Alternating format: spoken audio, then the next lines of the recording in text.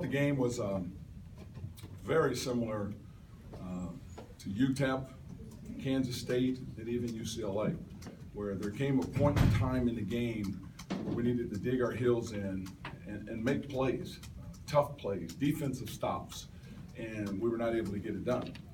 Some of that, again, has to do with experience, because I think Washington, when you look at guys who have been in this situation before as starters, Chris and Thibault, Dickerson, Timmons, they kind of willed themselves through and made all the tough plays, I call them, down the stretch of the game.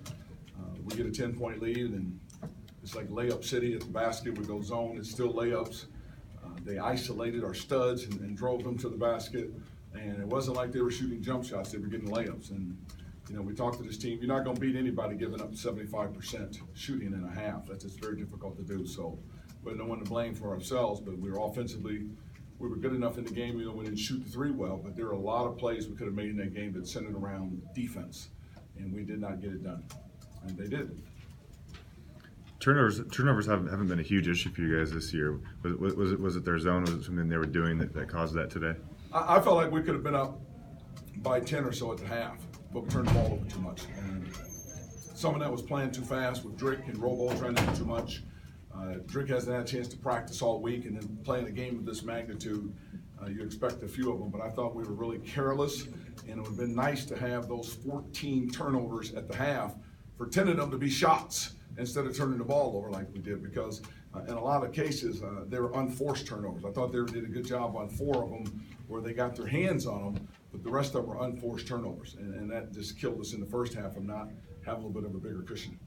On the other hand, you guys won the offensive rebounding battle and kind of were doing some things that you guys don't always do a lot of, and kind of the effort was there, diving for loose balls. Did you kind of like that portion and the effort of the players today? You know, our effort was good in the game, but when I say toughness, there comes a point in time in the game where on a possession-by-possession basis, as your experience grows, you know how to grind through that possession and get that stop, get that score, because you just feel the critical point in time of the game it is.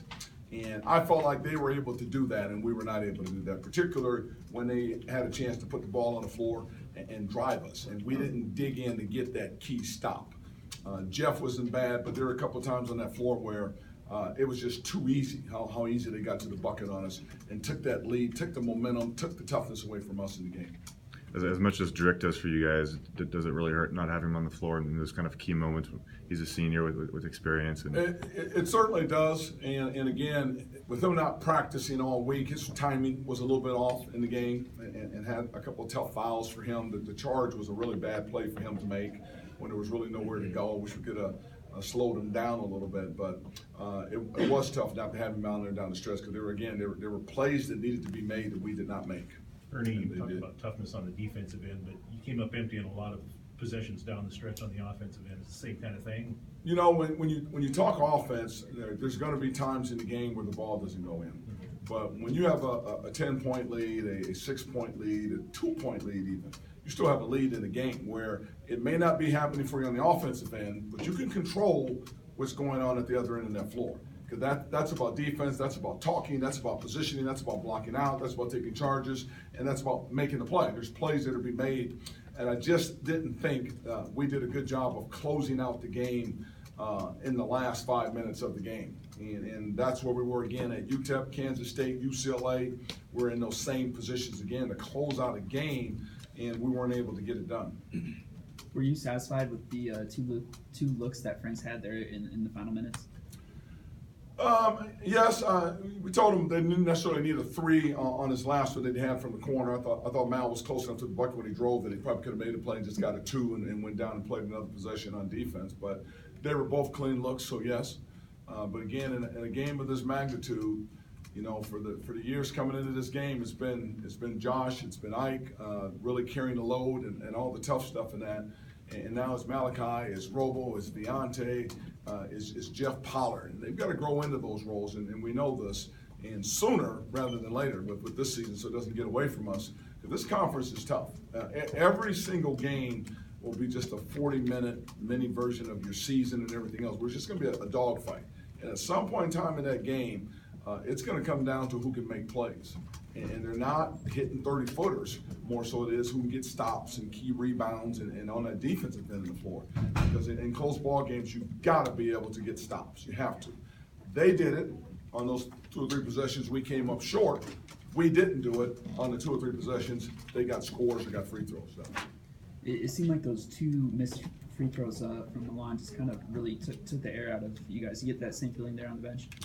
Well, it wasn't only that. It was just a huge 45-second stretch to foul somebody 40 feet from the bucket. But that's a freshman mistake. This guy's not played in a game of this magnitude. He's not played at this level. He's learning that. But there's just no way that you're denying 40 feet from the bucket and commit a foul and stop the clock and put him on the free throw line. That was a tough one there. Because if you get a stop during that possession, clock's gone down, and you get the stop, it puts an enormous amount of pressure on them.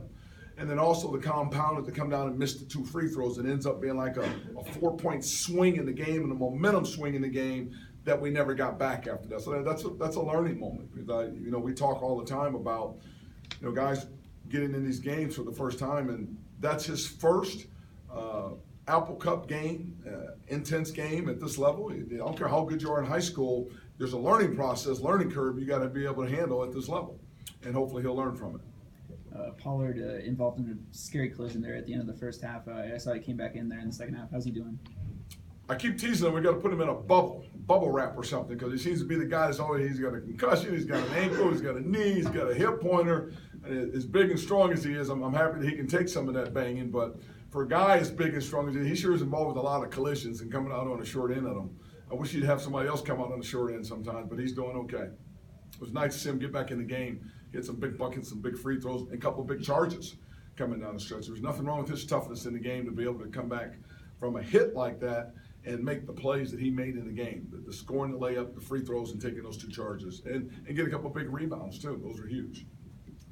Coach, when Drake fouled out, that changed the offensive look at all. It seemed like early in the game he was really the key to getting a lot of that penetration and kick-out passes. He's so good inside, and we rely on him so much to make so many plays. He's great at facilitating. And with him out of the game, it does kind of hamper you a little bit from having a facilitator on the floor. We put Robo up there, and again, he had great looks. He made a couple great moves in that.